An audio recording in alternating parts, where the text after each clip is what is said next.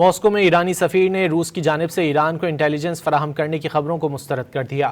روسی اخبار کے مطابق ایرانی سفیر کاظم جلالی کا کہنا ہے کہ ایران پہلے سے زیادہ متحد ہے۔ انہوں نے دعویٰ کیا کہ امریکہ اور اسرائیل کی جانب سے ایران پر حملے ناکام رہے۔ جنگ کے دوران امریکی مطالبات وقت کے ساتھ بدلتے رہے۔ جو کچھ امریکہ جنگ کے ذریعے حاصل نہ کر سکا وہ مذاکرات کے ذریعے بھی حاصل نہیں کر سکتا۔ ماسکو میں ایرانی سفیر نے روس کی جانب سے ایران کو انٹیلیجنس فراہم کرنے کی خبروں کو مسترد کر دیا۔ روسی اخبار کے مطابق ایرانی سفیر کاظم جلالی کا کہنا ہے کہ ایران پہلے سے زیادہ متحد ہے۔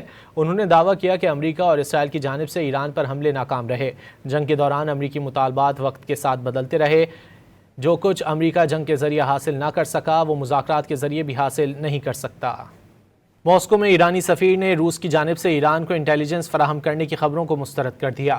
روسی اخبار کے مطابق ایرانی سفیر کاظم جلالی کا کہنا ہے کہ ایران پہلے سے زیادہ متحد ہے۔ انہوں نے دعویٰ کیا کہ امریکہ اور اسرائیل کی جانب سے ایران پر حملے ناکام رہے۔ جنگ کے دوران امریکی مطالبات وقت کے ساتھ بدلتے رہے۔ ماسکو میں ایرانی سفیر نے روس کی جانب سے ایران کو انٹیلیجنس فراہم کرنے کی خبروں کو مسترد کر دیا۔ روسی اخبار کے مطابق ایرانی سفیر کاظم جلالی کا کہنا ہے کہ ایران پہلے سے زیادہ متحد ہے۔